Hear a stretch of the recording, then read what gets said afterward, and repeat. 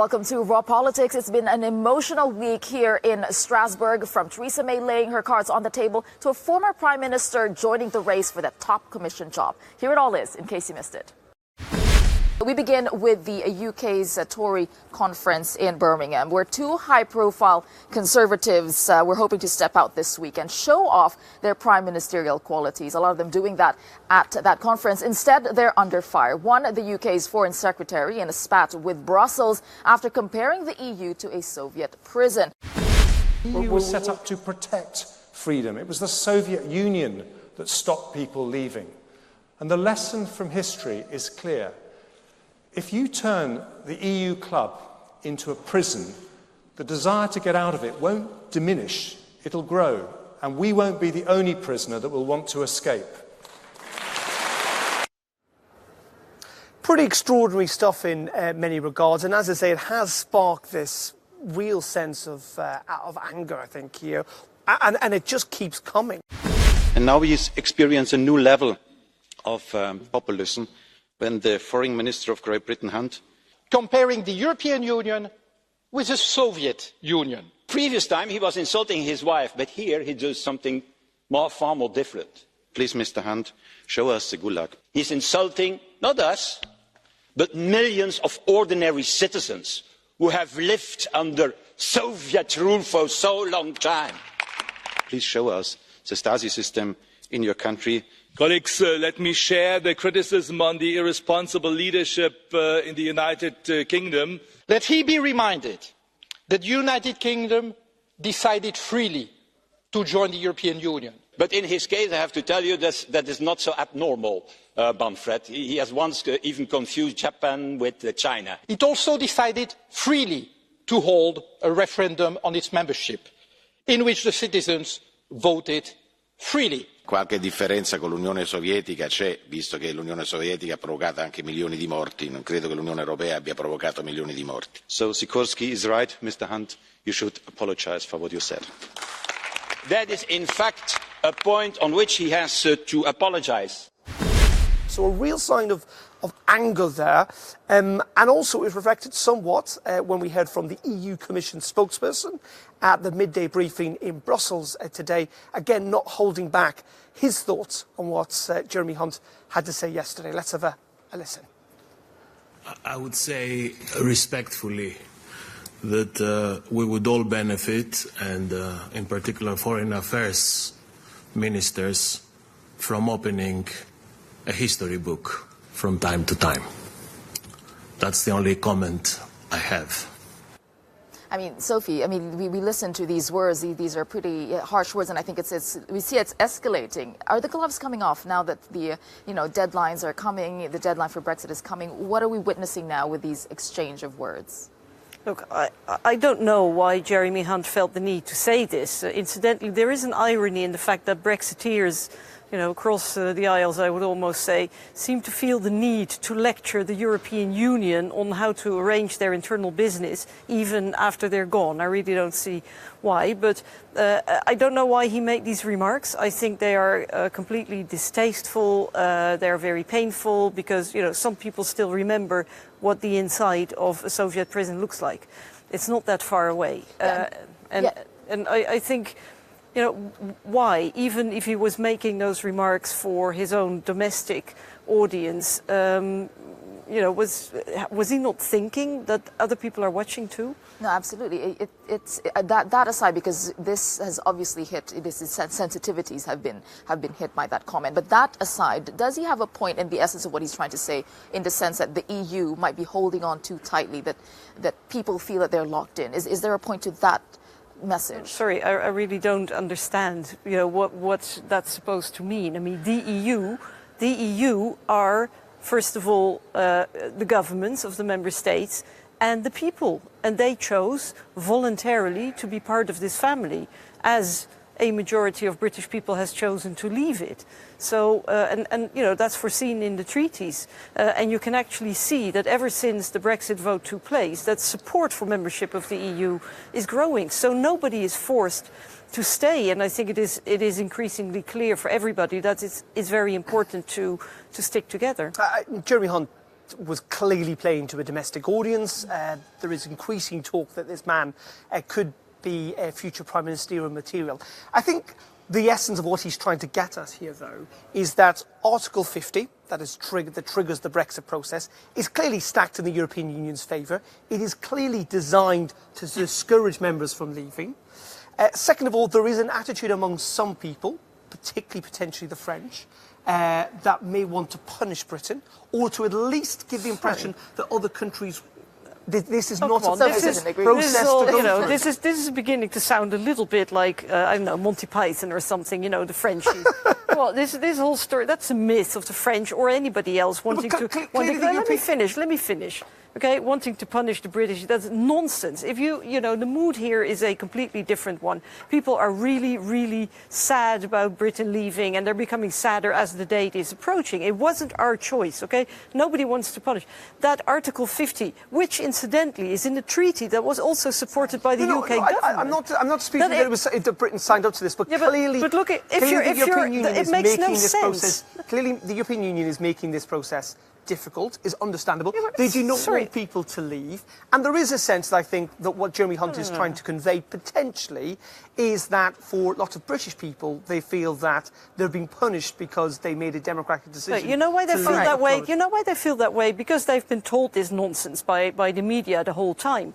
I mean, it is simply not true. But you cannot expect, the point is that all the proposals so far, when the government finally seemed to agree to some degree on proposals, because it took them 2 years to figure out what they actually wanted in leaving the European Union, and then they're asking for something which is impossible, namely breaking up the internal market. It's ridiculous. It was the Brits who, and I very much agreed, the Brits who've been pushing for the creation of the internal market, for the development of the internal market, and now they're leaving this saying, oh, but actually, we only want the one pillar out of four. I mean, come on, that's simply, you cannot expect the European Union to unravel itself just to please the Tory party, because this whole problem has only emerged because of an internal rift in the Tory party. And that is to a degree true, but it is just this sense of, this is not a club you can just walk away from. Now, that is understandable because it's been a union that Britain has integrated itself over the last 40 years for, and the EU needs to protect itself. But in doing so, clearly Britain feels slightly boxed in because they give another example, because when it's about security, then the Brits are saying, oh, but then we want to be in. So it's also, there is a large degree of hypocrisy here. So let's be honest. They were members for almost 45 years.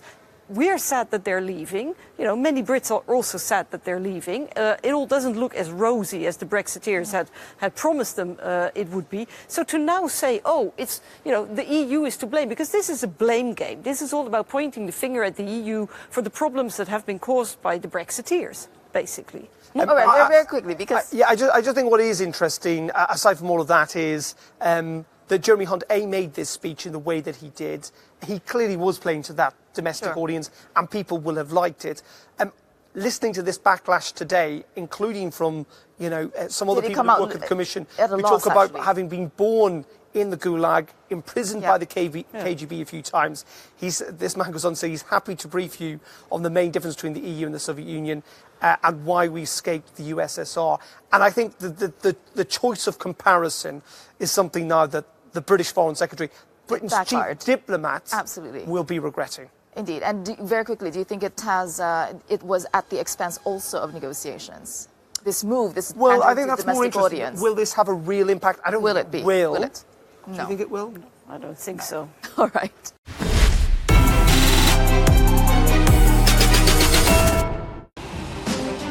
Just in time for the holidays, Vladimir Putin's calendars for 2019 hit the shelves in shops across Russia. They feature Putin in a range of poses, from cuddling animals to marching with soldiers to taking selfies with a bridal party.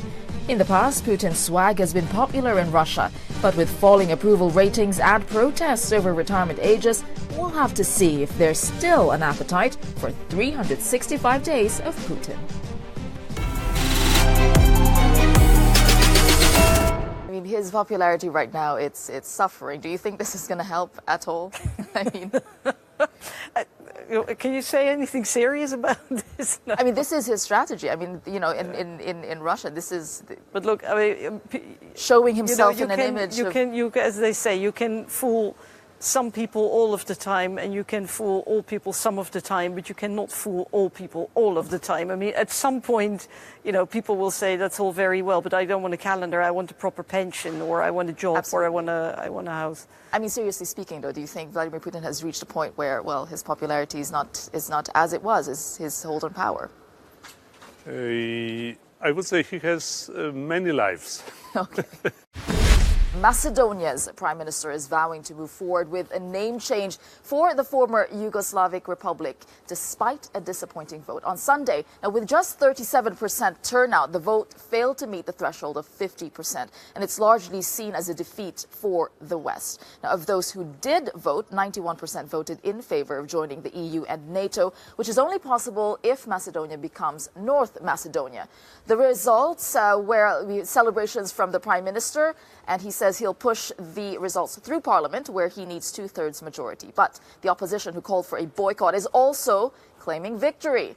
All right, well, we are joined in the studio by Sophie Enfeld. She's still with us, a Dutch MEP with the ALDE group. And also joining us for this discussion is Alois Peterle, a Slovenian MEP with the EPP. He leads the parliamentary group for relations with the former Yugoslav Republic of Macedonia. I'll start with you, Alois. How big really is the division in Macedonia? When two sides celebrate victory at the same time, this means division, polarization, and we have yes and no situation in Macedonia. Low turnout, formally the referendum did not succeed, but on the other side, strong yes of those who appeared on the referendum. All right, but it's not just a referendum we're looking at. There's a bigger picture here, right? What is the significance? What is at stake?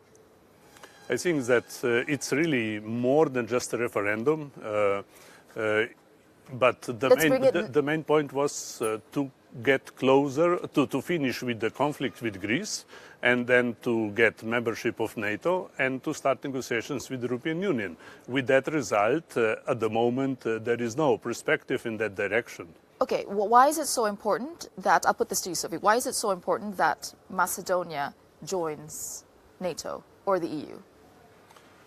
Well, I think, yeah, it is indeed about choosing, you know, in what direction they're going to look, east or west, you might say. And I think with all its shortcomings and everything you can complain about, the European Union is still a massive peace project and stability. I mean, you know, we like to complain about it, how bureaucratic it is, but in the end, I mean, we have created a continent where the quality of life is better than anywhere else. And we know that there are forces outside the European Union, let's say to the east of the European Union, who are trying to sow discord everywhere in Europe, and with a degree of success. And therefore, I think it's really sad that there is this division in Macedonian society, because I think together we would be much stronger.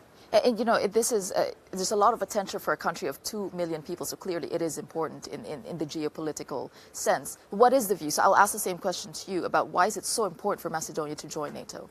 It's interesting that all 6 countries in different statuses wish to share European values and principles. They like to join, and this would be the best solution. I belong to those who are sure that there is no better alternative. And we need peace and stability, democracy, developments in Balkans. Thousands of people, of citizens of those countries are living to the west, and we have to invest into that region. If not now, then we will pay later. And I would like to add that also in Macedonia, positions, this means the government and the opposition, share the same ambition to join the European Union, but now, when the solution is close, they are different. All right. Well, Montenegro, just bringing in another country, Montenegro joined NATO last year. And this past July, U.S. President Donald Trump, he made headlines when he was asked if the U.S. would defend it as part of NATO. And he told Fox News, Montenegro is a tiny country with very strong people. They're very aggressive, he says. They may get aggressive, and congratulations, you're in World War III. Now, listening to that kind of statement, Macedonia, looking at this, What kind of protection do they think they're going to get from NATO with its biggest member, Donald Trump, the president, speaking this way? Well, you know, with Trump, you never really know what to believe. I mean, and very often he makes a bold statement and realizes that, you know, he put his foot in it and then but they are retracts. The biggest. Sure. She's shocked that I picked her. No. Like in a state of shock. I'm not thinking, Mr. That's President. okay. I know you're not thinking. You never do. I'm sorry? No, go ahead. Go ahead. Catalan separatists flooded the streets of Barcelona today on the first anniversary of the unauthorized independence vote. Thousands of pro-independence demonstrators blocked train stations, railways and motorways and pushed through police barricades in protest. But despite the big turnout, polls suggest that Catalans are evenly split over whether to secede, a year after the Catalonian administration staged a vote in defiance of the Spanish government.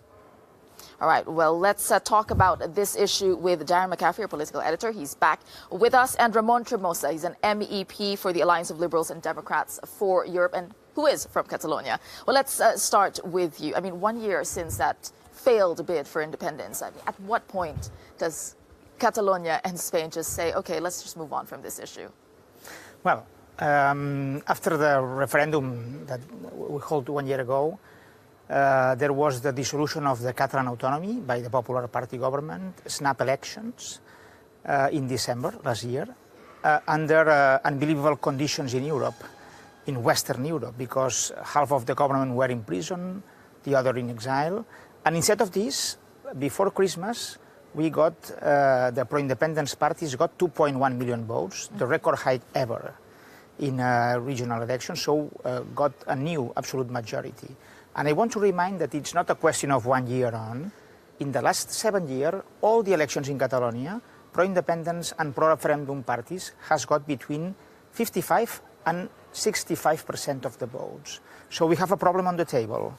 All right, so do you think that this is still going to continue from the pro-independence point of view? Of course. Going to all the polls. To what end? To separation? We also were the kingmakers to change the Spanish government a few months ago. And all the polls, including official polls done by the Spanish state in Madrid, are showing that the younger the people is in Catalonia, much more preference for independence. And the more education degree level has the population in Catalonia has, more preference for independence. So it's time that Madrid, someone is realizing that we have a problem, because until now they have been denying all kind of problem and of all kind of dialogue.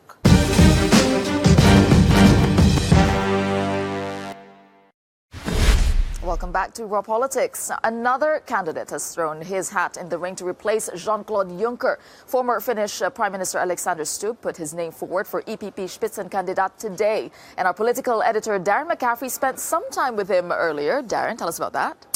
Yeah, it's interesting, isn't it, that he is somewhat the underdog when it comes to this EPP candidacy. It's going to be decided next month.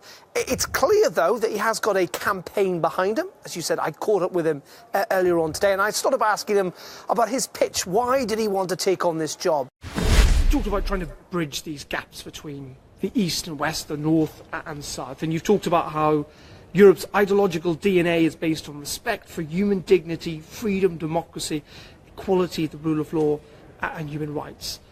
Do you think that's Viktor Orban's DNA? Well, I don't know about Viktor Orban's DNA. I haven't been studying it, but I think it's a European DNA. I mean, basically, if we don't have values and if we don't stick to them, we have nothing. Remember, the European Union is not an ideological construct of left and right. It's based on values, common values, and they're engraved in Article 2. And my worry is that those values are being attacked, both from the outside, Donald Trump, China, Russia, from the inside, countries such as Poland, Italy, perhaps Hungary, and also from inside the EPP with the likes of Viktor Orban. The point of this, if he doesn't share those values, and Marine Le Pen doesn't either, and the Justin Law Party in Poland doesn't, why is there a view? Why is there a view of what Europe is and what it should be any less valid than yours? Probably not less valid, but we're still in a rules-based union. So basically you have common institutions, common values and common laws, and you have to abide by those. And obviously if you violate those there has to be consequences. Now, I think we pro-Europeans, international liberals, whatever you want to call us, we need to listen to the sound of populism, because, you know, things have gone wrong in Europe. You know, we haven't done well on migration. We're not necessarily very good at this transition to the technological revolution.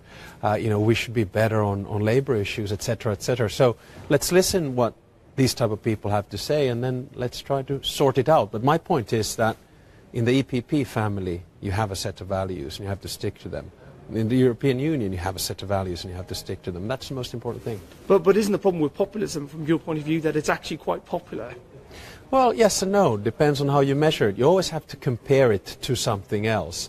And there's no magic potion to deal with it. You know, in Finland, we took the True Finns into government in 2015. Their popularity rate at the time was 18. Once they came into office and we did austerity measures, we bailed out Greece, and we had the biggest migratory crisis since World War II, their popularity halved. So basically what happens is that when you come into power, usually that power does not do good for your popularity, but there's no magic potion.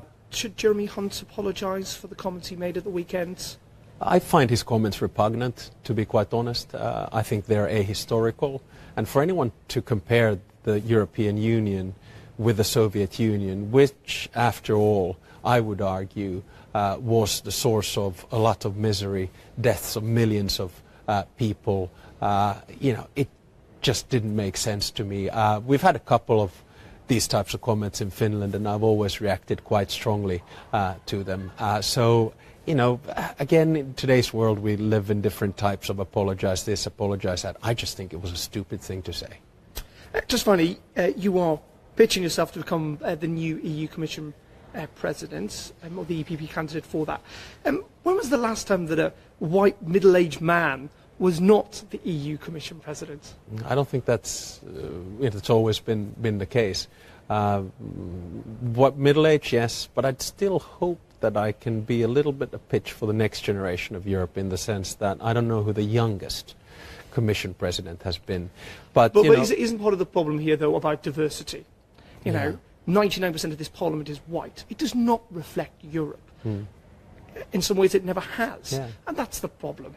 Does Europe need another person who has always looked like a white middle-aged man? Is that does Europe need that again? Well, there's not much I can do about my looks, to be honest, and I probably won't. But I will say this, that I do think that we need more diversity also in the look of Europe. And that is, if I become Commission President, remember this is a long haul. It's a one-year race, basically, all in all.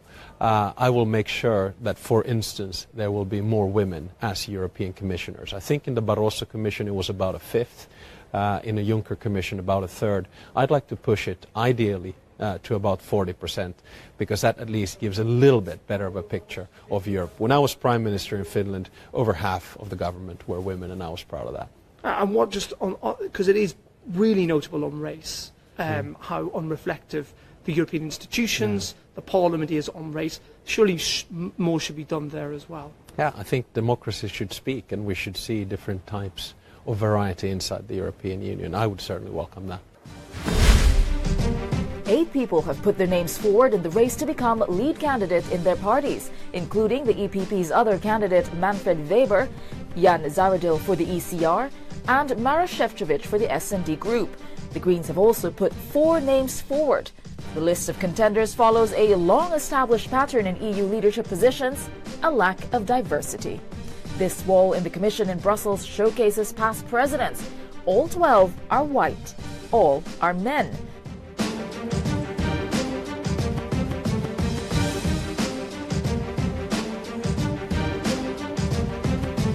And it's not just the Commission. The European Parliament has had 29 presidents, all white, and only 2 women. And for more on this discussion, I'm joined by Maya de la Baume, who covers European Parliament and affairs for Politico, and Sajid Karim, a British MEP with a group of European Conservatives and Reformists. Sajid, I'll start with you. I mean, we're talking about diversity, and this place is all about uniformity. Does that bother you? Well, the phrase pale, male and stale comes to mind when I watch that sort of a clip. because clearly the lack of proper representation of the European Union, the European Parliament and the institutions as properly reflective of the European Union as a whole, there's a long, long way to go. And actually I see regression rather than progression in that regard. Following on from the last set of European elections, if you look, you actually see in the chamber behind us 40-odd extremist far-right MEPs, less than half that number from non-white backgrounds. Within the European Commission, less than 7% of employed people come from diverse backgrounds. I think there's a number of reasons for that, far too complex to go into very quickly, depending on the institution you're dealing with. But the question shouldn't be just why is that, it's what are we going to do about that? Exactly. And Maya, because Politico has written a lot of articles on, Brussels being blind to diversity, isn't anyone here bothered by that? I think there's a real issue with gender equality. I mean, enough to do something about it. There's a problem of gender equality, and generally institutions are aware of it and are trying to make efforts. But when it comes to diversity, it feels to me that there is no. I mean, it's a very complex issue, but they're not making a lot of efforts to make this place more diverse, and it's all the more shocking that the EU.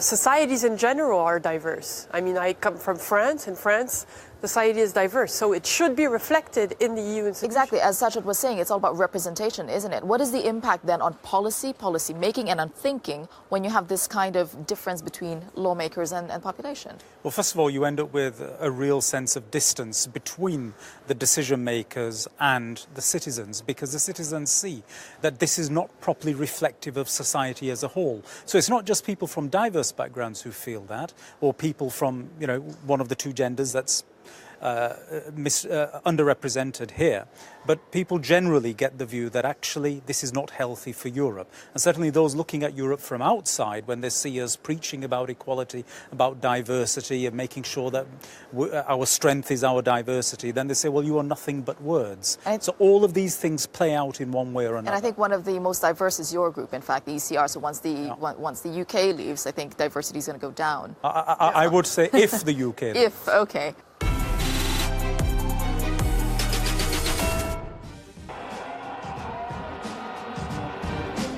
Protests have hit the streets of Romania in recent months amid concerns over the weakening of the judiciary. And today, that controversy hit the European Parliament. Theresa May, the country's prime minister, attended the session in Strasbourg with a clear message: show respect for the Romanian people. MEPs discussed the latest reform of the country's judicial system and their impact on the rule of law. Frans Timmermans, the first vice president of the European Commission, had a clear message.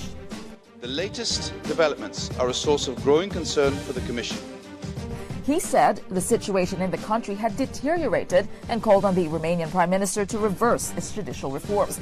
But Dăncilă stressed the popularity of her government and urged MEPs not to interfere. Nu interziceți României ceea ce este permis în alte state ale Uniunii. Vrem să vă fim parteneri, dar vrem să vă fim parteneri egali.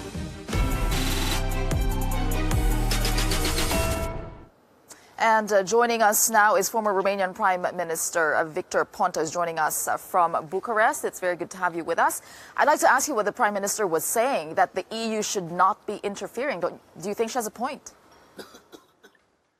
No, she has not. Good evening. I'm glad to be with you. I mean, Romania, since we joined the European Union, we have a sort of habit to export our internal fights on the European level. But now we are in a very new situation. It's first time when Romanian leaders like Mr. Dragnea and the Prime Minister Dăncilă, they do not accept the judgment, the recommendation of the European Commission and the Parliament. The second new thing is that all the political groups, they have accused the government and in fact the real leadership of the country, Mr. Dragnea, of breaching the rules. And the third new thing, and I'll conclude with this and I'll answer to your question, is that this time we have a political leader in Romania not fighting for his political career like it happened before with previous presidents and prime minister. Mr. Dragnea back in Bucharest is fighting for his freedom. He has been already convicted twice by the Supreme Court. And he's using the government, the Social Democratic Party, the parliament, just to solve his juridical problem And of course, for this, he needs enemies. European Union, it's the last enemy that Mr. Dragnea found. Yeah, Mr. Ponta, I mean, the rhetoric that the Prime Minister Dancila was using here, it's similar to what Viktor Orban was using last time in Strasbourg.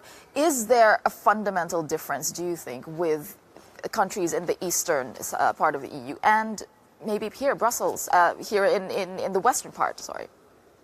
There is a fundamental different reason, but the reaction is the same. I mean, it's not an ideological issue like the one in Poland. It's not just an authoritarian leader like Mr. Orban who just wants to rule his country without any European interference. In Romania, there is an authoritarian leader who is facing 2 verdicts of conviction from justice. So he needs to change the judges, he needs to change the laws. He doesn't have time to wait for the Venice Commission, for the European Commission verdict. And for this, he changed 3 governments. Mrs. Dăncilă, she's just a puppet prime minister. She's not the real prime minister. She's the 3rd one in 1 year. All right, thank you very much. Former Romanian Prime Minister Victor Ponta, they're talking to us from Bucharest.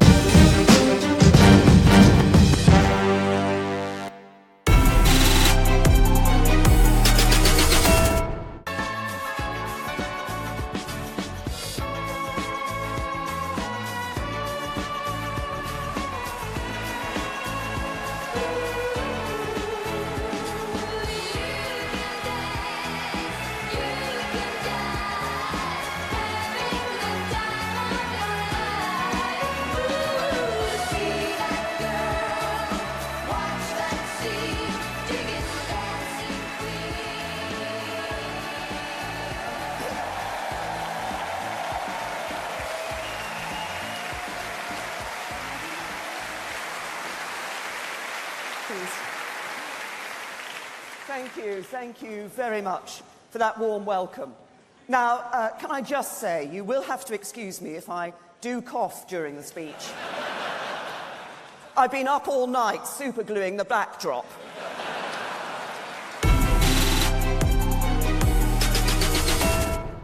That was your favorite one, and I asked you this in the beginning of the show, wasn't it? Did her well. Yeah, no, I think it's really funny how she kind of did a self-deprecating joke about last year, and I think it's great. She upped the ante. You know, we should maybe all move on to the scene. To laugh at grooving. Yes. Yeah, and you know, with Theresa May, I think what's interesting, she's got 9 lives. Because a couple of days ago, we were just talking about, who is going to replace her, who could be the next prime minister, and yet she's still holding on. I mean, what is it, her staying power? I think people in the media were talking about who's going to replace her. I don't think her own party's thinking that at all. As a political party, we've had issues you don't think with she's Europe. Ever been in danger? We've had issues with Europe for a long period of time, and all Conservative prime ministers have had issues with the European question. This is a big issue for our political party and for Theresa May. She's handling it pretty well compared to how others have done. And one quick question on the EU side. If Theresa May is ready to walk away with no deal, do you think the EU is going to do it as well? Can we call that bluff? Will they do it if there's no deal? We don't want that. I mean, we don't want the UK to leave in the first place, and we don't want some kind of damaging, hard breakup, hard Brexit. But, you know, if there is no room for a good solution that works for everybody, then yes, that should be one of the options, unfortunately. Now, a lot of reaction. Everybody was watching that conference, especially now, today, Theresa May's speech. Darren, you were trying to gauge the reaction today at the Parliament. Yeah, and it was interesting because actually it was rather a domestic speech in many regards. Clearly she touched on Brexit, as she had to. No mention of the word checkers. In some ways, doubling down on her position that we know about. But as you say, I tried to gauge the reaction of some MEPs as we were watching it, as they were voting just outside the chamber here in Strasbourg. And this is the general feeling that we got from those that we spoke to. I feel that she didn't want to have an exit, but now she has to deal with it. And people that wanted to have the exit are not making it easy for her. So I understand her being uncomfortable, but at the same time, I don't think things are going as well as it should. One thing you can say about the Conservatives, they certainly know how to fight with each other. She's doing an incredible work in a horrible situation, but let's face it, I mean, a bright future now, come on. I think they are facing heavy troubles, and I think that UK, Great Britain will turn into Little England. I think the businesses in UK are quite afraid, and she's also gasping while saying it. She doesn't even believe that herself. It's impossible to carry it off. And for a start, she doesn't even believe in it because she's a Remainer. That's a fair point, isn't it? That the Prime Minister can't allow the breakup of the country. Yeah, it's a fair point, all right. She had no problem, and Britain had no problem breaking up our country, but then again, that's obviously not for discussion today. I mean, first of all, the no-deal threat is not... I mean, in the end, it will hit the British people harder than others, so it's a bit of a threat that you're going to shoot your own foot. And like it or not, Britain is geographically where it is, beside Ireland, beside France. It's not beside New Zealand, and it's not beside Australia. Yes, it's difficult to keep unity in that strange party we are seeing over there.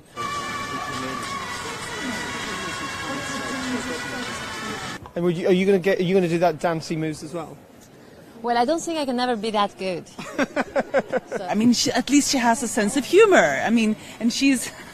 What do you think? This is so crazy. Well, I wonder if her advisors have got that one right. I'm not sure myself. A lot of MEPs reacting there. Elmar, I'll throw it to you. What was your reaction to Theresa May's speech today? No, first I saw they were playing SOS, and then I found out it was Dancing Queen. Oh dear. Wrong pick a song. Yeah. But there was not very much new in that. In principle, it's take the checkers without mentioning checkers, but he said he want to make other proposals and move forward. I don't know which room of maneuver she has after this Congress. And she says the UK is willing to leave if there is no deal. I mean, we also are ready to accept that they leave without a deal. So there we agree on that point at least. And I think the damage is it for all of us, but the damage would be for the United Kingdom much, much higher because of just the size of the different markets. Italy appears to be on a collision course with Brussels over its budget plan. Tensions reached boiling point when Commission President Jean-Claude Juncker said that Italy was heading for a financial crisis similar to that of Greece. Let's take a look. Ich wünsche nicht, dass wir nach der schwierigsten Bewältigung der Griechenland-Krise alles tun, damit wir eine neue Griechenland, diesmal Italien-Krise, kriegen. Eine Krise hat gereicht. Eine Krise war genug. Und wir müssen verhindern, dass Italien hier Sonderwege für sich in Anspruch nimmt. Die würden sie von allen in Anspruch genommen werden. Das Ende des Euros bedeuten würde. Insofern muss man streng und gerecht mit Italien umgehen. Well, Juncker's comments enraged Rome, and Italy's Deputy Prime Minister Luigi Di Maio was quick to fire back. He said there are European institutions playing at bringing terrorism to the financial markets. His coalition partner, Matteo Salvini, also weighed into the war of words, saying, Sarà a Bruxelles, a Parigi, a Berlino, in Lussemburgo. L'Italia è una repubblica libera, orgogliosa e sovrana che vuole dare un futuro e un lavoro ai suoi ragazzi e vuole controllare i quartieri delle sue città. E quindi Juncker e compagni possono dire, minacciare, insultare, terrorizzare, noi siamo tranquilli. Siamo convinti che stiamo lavorando per il bene dei nostri figli, per il bene di questo Paese. Il Signore, prima di parlare, prima di aprire bocca, dovrebbe bersi 2 bei bicchieroni d'acqua per tranquillizzarsi e rasserenarsi e smetterla di spargere sciocchezze o minacce inesistenti, altrimenti gli chiederemo i danni, perché l'Italia come la Grecia il Presidente della Commissione Europea se lo deve risparmiare. All right, you mentioned Salvini, and there we have it. I mean, don't you think the EU is being a little bit too tight with Italy in its reactions? First, let me make a remark. The European Union is not a bloc. It's a community. It's a union, not a bloc, as more and more people say. And that is not acceptable mentioning the European Union. Mr. Salvini, that's a different story. He has not violated the system of the rule of law. He does a wrong policy in monetary and fiscal policy. And therefore it's a debate that is another level of debate. Here he does a policy for the country which has an overall sovereign debt of 135%. Yeah. And this needs careful solution, otherwise the interest rate will go up and the Italian people will pay the price. Will pay the price for it. As Emmanuel Macron scrambles to claw back popularity in the polls, he suffered a major setback. Another key ally from En Marche movement is walking away. He was Emmanuel Macron's strongest supporter, his right-hand man, mentor, and loyal confidant. Colombe compared their relationship to that of father and son, and he even wept at the president's inauguration. "We love each other," Colombe once said, but the dream team wasn't to last.